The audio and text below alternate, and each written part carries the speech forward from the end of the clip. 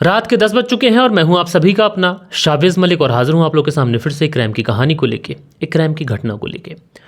और दोस्तों आज के दिन मैं आप लोग को जो घटना सुनाने वाला हूं, ये घटना अपने आप में बहुत ज़्यादा इंपॉर्टेंट घटना है, क्योंकि दोस्तों इस पूरी वीडियो को देखने के बाद में आप लोगों को इस वीडियो से एक बहुत बड़ा मैसेज भी मिलेगा। अगर आप लोग अपने बच्चों पर पैसा खर्च करते हैं, उनको पढ़ाने लिखाने के लिए, आप उनके लिए ट्यूशन का इंतज़ाम किए हुए हैं और आप लोग कहाँ उनको ट्यूशन भेज रहे हैं, ये वीडियो आप लोग की आंखें खोल के रख देगी। दरअसल दोस्तों आज के इस दौर में ऐसा कोई रिश्ता नहीं है जिस रिश्ते को शर्मसार कर देने वाली कहानी मैंने आप लोगों को ना सुनाई हो। हर कहानी के अंदर आप लोगों को देखने को मिलता है कि हर रिश्ते को पूरी तरीके से तार तार कर दिया गया है। अब इसका ये बिल्कुल मतलब नहीं है कि पूरी दुनिया ख़राब हो चुकी है, लेकिन इन चीज़ों का ये मतलब ज़रूर है कि कहीं ना कहीं हमें सतर्क और सावधान रहने की बहुत ज़्यादा ज़रूरत है। और हमें किसी भी रास्ते पे चलने से पहले ये देखना बहुत ज़्यादा ज़रूरी है कि कहीं इन सारी चीज़ों से हमें कोई नुकसान तो नहीं हो सकता। तो ये वीडियो आप लोगों को एक बहुत बड़ा मैसेज भी देगी, क्योंकि आज के इस वीडियो के अंदर एक गुरु और शिष्य के जो मजबूत रिश्ता होता है, उस रिश्ते को कुछ इस तरीके से तार तार किया गया कि आज इस पूरे केस की चर्चा पूरे देश के अंदर है।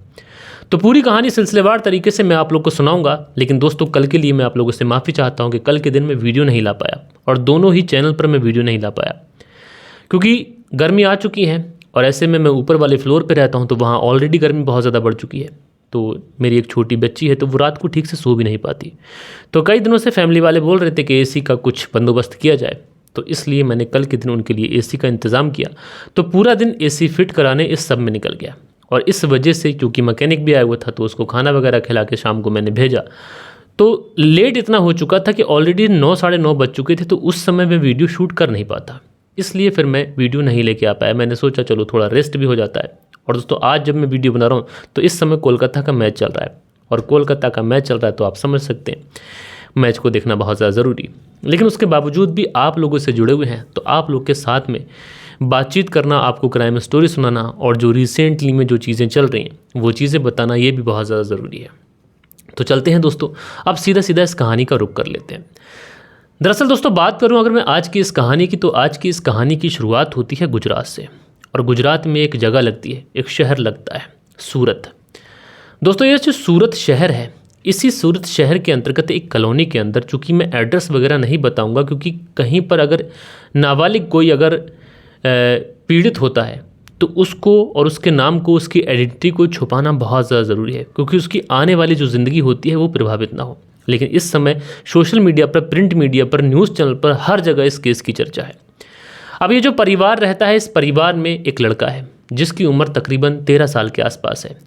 परिवार वालों का सपना था कि उनका जो बेटा है पढ़ लिख कर अच्छी पोस्ट पर पहुंचे, जिससे उनका और उनके ख़ानदान का नाम रोशन हो। इसीलिए इन्होंने अपने बच्चे की ट्यूशन तक भी लगा रखी थी। अब सोसाइटी में ही ये बच्चा ट्यूशन पढ़ने के लिए जाता था।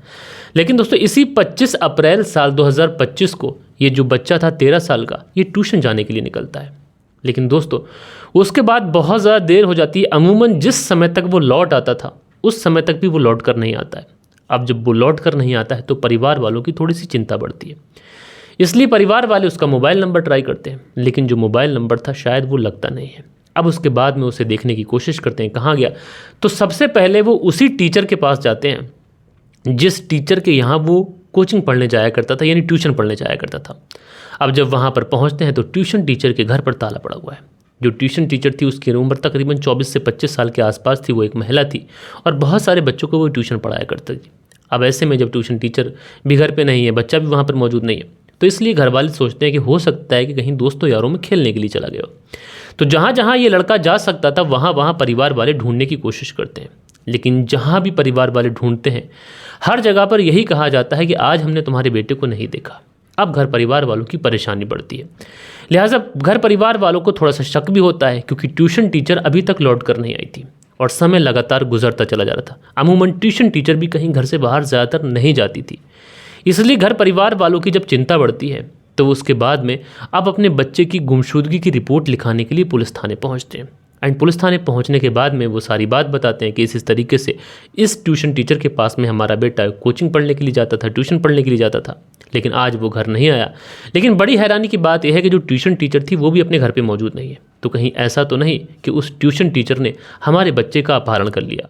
अब जैसे ही पुलिस ये बात सुनती है कि 13 साल के बच्चे का अपहरण हो चुका है, अब चूंकि इस तरीके के मामले भी बहुत ज़्यादा देखने को मिलते हैं, कोई पैसे के लिए या फिर कोई रंजिश में या दुश्मनी में अपहरण कर लेता है, तो बच्चे को कोई ठेस ना पहुंचा दे, बच्चे को कोई प्रॉब्लम ना क्रिएट कर दे, बच्चे के साथ में कोई अनहोनी ना हो जाए, इसलिए पुलिस वाले भी इस पूरे मामले में बहुत ज़्यादा सतर्क होते हैं। एंड उसके बाद में सबसे पहले उस पूरी सोसाइटी के अंदर जो सीसीटीवी कैमरास होते हैं, उन सीसीटीवी कैमरास को खंगाला जाता है। लेकिन यहाँ पर जो सीसीटीवी देखा जाता है तो उसमें पता ये चलता है कि जो ट्यूशन टीचर है उस बच्चे के साथ जाते हुए दिखाई पड़ रही है। लेकिन सबसे बड़ी हैरानी की बात यह थी कि वो जो बच्चा है वो उस ट्यूशन टीचर के साथ में बड़े ही आराम से चल कर जा रहा था। अब ऐसे में कोई अपहरण ये चीज़ें तो हुई नहीं होंगी, लेकिन फिर एक शक ये आता है कि हो सकता है कि बहला फुसला कर ले गई हो। अब यहाँ पर ट्यूशन टीचर का जो नंबर था उस नंबर को सर्विलांस पे लगा दिया जाता है, लेकिन नंबर तो स्विच ऑफ था। इसलिए पुलिस वालों ने उस मोबाइल के सीरियल नंबर के आधार पर पूरा मोबाइल ट्रैक करने के लिए सारे सिस्टम में सेट कर दिया था, ताकि कहीं से अगर उस मोबाइल के अंदर कोई दूसरा सिम कार्ड भी पड़ जाए तो कम से कम उनकी लोकेशन पुलिस वालों को मिल सके। लेकिन दोस्तों पुलिस वालों के लिए मुश्किल ये थी कि पुलिस वाले जितना ही ज़्यादा सतर्क होकर इन दोनों को ढूंढ रहे थे, उतना ही पुलिस वालों को इस पूरे केस को सुलझाने में या फिर किसी भी तरीके का कोई क्लू मिल नहीं पा रहा था। 25 तारीख का ये मामला था, 25 गुजर जाती है, 25 की रात गुजर जाती है, 26 गुजर जाती है, 27 गुजर जाती है, और इसी तरीके से जब दिन गुजरते हैं तो परिवार वाले बार बार पुलिस के पास जाते हैं और बार बार ये कहते हैं कि साहब किसी तरीके से हमारे बेटे को ढूंढ दीजिए। पुलिस के ऊपर लगातार प्रेशर था, लेकिन पुलिस अपना काम बखूबी निभा रही थी। ऐसा नहीं कि पुलिस इस पूरे केस में लापरवाही कर रही थी, पुलिस बखूबी निभा रही थी। पुलिस ने उस महिला का नंबर सर्विलांस पे लगा रखा था कि किसी भी तरीके से कोई ऐसी सूचना, ऐसा क्लू पुलिस को मिल जाए, अगर पुलिस को कोई भी क्लू मिलेगा तो पुलिस उस महिला तक पहुंच जाएगी। अब ऐसे में तकरीबन 5 दिन का लंबा समय गुजर जाता है। उसके बाद में 30 अप्रैल साल 2025 को सुबह के तकरीबन 4:10 के आसपास जो सूरत की पुलिस होती है वहाँ पर एक फ़ोन कॉल आता है और बताया ये जाता है कि आप जिस महिला को ढूंढ रहे हैं, दरअसल आप गुजरात राजस्थान बॉर्डर पर एक जगह पड़ती है रतनपुर, वहाँ चले जाइए। वहाँ से जो लग्जरीज बस गुजरती हैं, एसी बसेस, उन बसों के अंदर ढूंढिए। 1-2 बस के अंदर अगर आप ढूंढेंगे तो वो महिला और वो लड़का आपको मिल जाएगा। लिहाजा पुलिस को जब ये सूचना मिलती है, पुलिस तुरंत अपनी गाड़ी उठाती है एंड तुरंत मौके पर पहुंच जाती है। एंड वहाँ पर पहुंचने के बाद में एक बस खंगालती है, कुछ नहीं मिलता, दूसरी खंगालती है, कुछ नहीं मिलता। लेकिन जैसे ही तीसरी बस वहाँ पर पहुँचती है तो पुलिस आखिरकार जब फोटोग्राफ्स दिखा कर मैच करती है तो आखिरकार ये जो ट्यूशन टीचर थी ये वहाँ पर दिखाई पड़ जाती है। और ट्यूशन टीचर के साथ में वो 13 साल का लड़का भी मौजूद होता है। लिहाजा पुलिस उस 13 साल के लड़के को रेस्क्यू करती है एंड उसके बाद में इस ट्यूशन टीचर को गिरफ्तार कर लिया जाता है। दोनों को लेकर पुलिस थाने पहुंचा जाता है और सबसे पहले इस महिला ट्यूशन टीचर से पूछताछ की जाती है कि तुमने इस बच्चे का अपहरण क्यों किया। तो ये जो महिला ट्यूशन टीचर होती है ये पुलिस से बड़े ही साफ लफ्ज़ों में कहती है कि साहब मैंने कोई अपहरण नहीं किया, बल्कि ये लड़का मेरा बॉयफ्रेंड है और मैं इसकी गर्भवती हूँ और मैं इससे गर्भवती हो गई हूँ। उसके बाद में पुलिस वालों को इसकी बातें बेवजह लगती हैं कि एक 13 साल का लड़का भला कैसे इस महिला को गर्भवती कर सकता है। उसके बाद में इस महिला का मेडिकल टेस्ट कराया जाता है और दोस्तों जब मेडिकल टेस्ट कराया जाता है तो ये बातें बहुत साफ तरीके से सामने आ जाती हैं कि ये महिला 5 महीने और 4 दिन की गर्भवती है। हालांकि पुलिस ने इस महिला का डीएनए सैंपल लिया है ताकि ये पुष्टि हो सके कि ये 13 साल का जो लड़का है ये इस महिला को गर्भवती किया है या फिर नहीं किया है। दूसरी तरफ जब इस लड़के से भी पूछताछ की जाती है तो ये लड़का भी यही बातें बताता है। एंड दोस्तों उसके बाद में जब पुलिस पूरी तह तक पहुंचती है तो पता ये चलता है कि ये जो महिला थी ये ट्यूशन पढ़ाया करती थी और उस समय ये जो लड़का था इस महिला के पास में ट्यूशन पढ़ने के लिए जाया करता था। घर परिवार वालों को इस ट्यूशन टीचर के ऊपर बहुत ज़्यादा भरोसा था। तो शुरुआत में तो ये ट्यूशन टीचर उस बच्चे को पढ़ाने के लिए उसके घर ही आती थी, लेकिन बाद में चूँकि ट्यूशन टीचर के पास में कुछ और भी बच्चे पढ़ने के लिए आते थे और उस समय इसने इस लड़के के घर वालों से कहा कि क्यों ना मैं तुम्हारे बेटे को अगर अपने ही घर ट्यूशन पढ़ाने के लिए ले जाऊं तो तुम्हें कोई दिक्कत तो नहीं होगी। परिवार वालों को चूंकि पहले से ही ट्रस्ट था इस ट्यूशन टीचर के ऊपर तो वो कह देते नहीं कोई इशू नहीं है। और दोस्तों कोई भी नहीं कहेगा कि कोई इशू है क्योंकि बच्चा पढ़ने ही तो जा रहा है। एक तरफ 24-25 साल की ट्यूशन टीचर है और एक 13 साल का लड़का, तो किसी भी तरीके का कोई कनेक्शन नहीं है। लिहाजा जैसे ही ट्यूशन टीचर इस महिला के घर पर पढ़ने के लिए जाता है तो इस महिला ट्यूशन टीचर की नज़र जो थी इस 13 साल के बच्चे के ऊपर बिगड़ जाती है। वो कभी छुप छुप कर इसको देखती, कभी गलत तरीके से हाथ रख देती, कभी कुछ कर देती। अच्छा बच्चा जो था वो शुरुआत में इन चीज़ों को समझ नहीं पाता है, लेकिन बाद में ये जो ट्यूशन टीचर थी ये किसी तरीके से उस बच्चे को अपने जाल में फंसा लेती है एंड जब उसको अपने जाल में फंसाती है तो उसके बाद में कई बार जब बच्चे घर पर और नहीं आते तो उसे अपने कमरे में लेके जाती है और पूरे दिन उसके साथ में आपत्तिजनक तरीके से शारीरिक संबंध बनाती है। यही सारी चीज़ें चलती रहती हैं। धीरे धीरे वक्त गुजरता है, परिवार वालों को कोई खबर नहीं है। जो बच्चा पहले पढ़ने लिखने में बहुत ज़्यादा तेज़ था, अब उसके जो मार्क्स थे ये मार्क्स भी कम आने लगे थे। इसलिए घर वालों ने कहा था कि उस ट्यूशन टीचर के पास तुम जाना छोड़ दो, कहीं तुम्हारी अच्छी जगह ट्यूशन लगा देते हैं। लेकिन ये बच्चा ज़िद किया करता था कि मुझे ट्यूशन पढ़ने जाना है तो उसी महिला टीचर के पास में जाना है और कहीं नहीं जाना है। अच्छा, घर वाले भेज देते हैं कि चलो कोई बात नहीं है, पढ़ लो, अच्छे से पढ़ो, नंबर अच्छे लेके आओ। लेकिन इसी बीच में ये जो ट्यूशन टीचर थी ये गर्भवती हो जाती है। अब उसके बाद में ये एक दिन इस लड़के से कहती है कि देखो इस बार तुम ट्यूशन पढ़ने के लिए अगर आओ तो अपने कुछ कपड़े वगैरह ले आना। कपड़े वगैरह ले आओगे, उसके बाद में हम लोग यहाँ से कहीं दूर भाग चलेंगे। बच्चा जो था अपने कपड़े वगैरह लेके पहुँच जाता है और उसके बाद में ये दोनों घर पर ताला लगाकर वहाँ से फरार हो जाते हैं। अब इस बारे में किसी को कोई सूचना नहीं है कि ये दोनों कहाँ गए।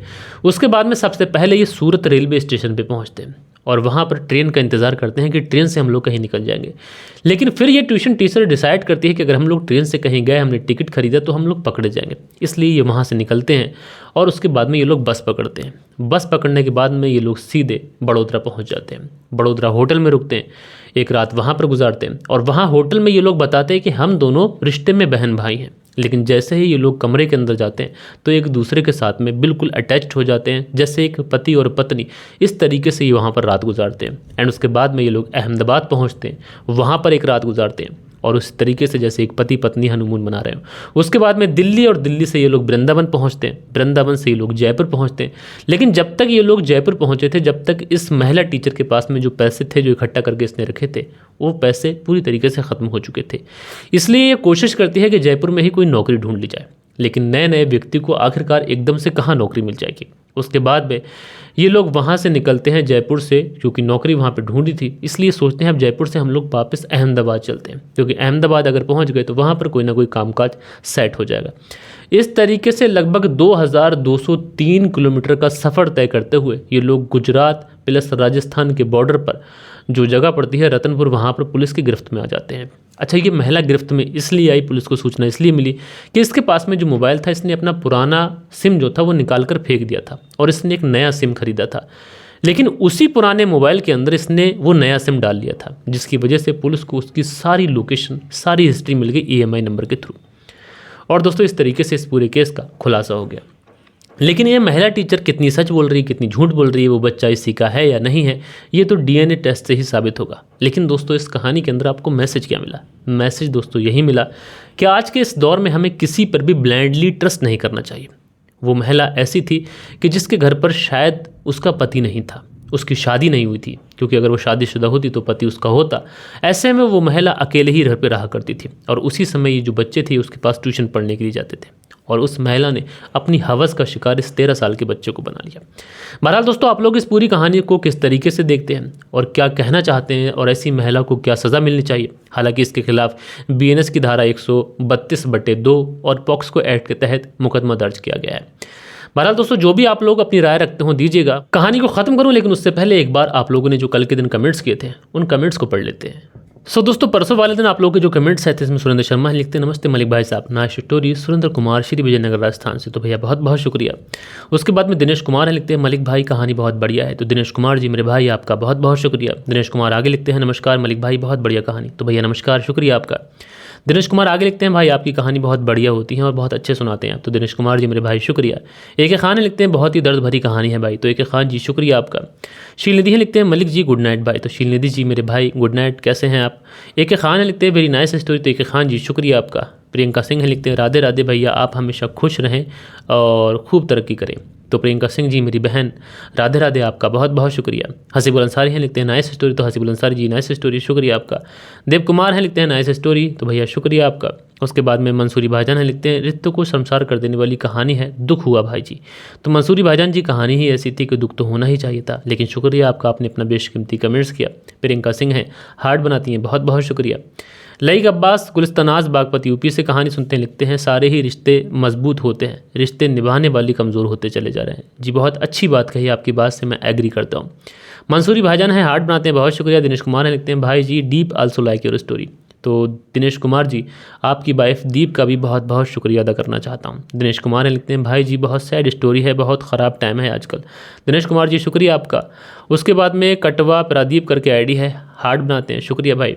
गोल्डन बाल हैं जो इमोजी बनाते हैं रोने का सैड वाला, शुक्रिया भाई। सुनील त्यागी हैं, लिखते हैं नमस्कार भाई साहब, रेणु सुनील त्यागी श्यानपुर शहर से। तो भाई नमस्कार, कैसे हैं आप? प्रियंका सिंह हैं, लिखते हैं भैया आप रोज़ कमेंट्स पढ़ा करिए, मुझे अच्छा लगता है, सबका नाम लेते हैं आप सब, इतना टाइम निकाल कर कमेंट्स करते हैं। जी प्रियंका सिंह जी, मैं कोशिश यही करता हूँ कि आप सभी लोगों के कमेंट्स पढ़ने की कोशिश करूँ। फराज अहमद हैं जो इमोजी बनाते हैं, शुक्रिया। एक खान है, लिखते हैं आज के ज़माने में किसी के ऊपर भरोसा नहीं करना चाहिए। तो बहुत अच्छी बात कही कि खान जी आपने, आपका शुक्रिया। आसिफुल अंसारी हैं, लिखते हैं अस्सलाम वालेकुम मेरे छोटे भाई।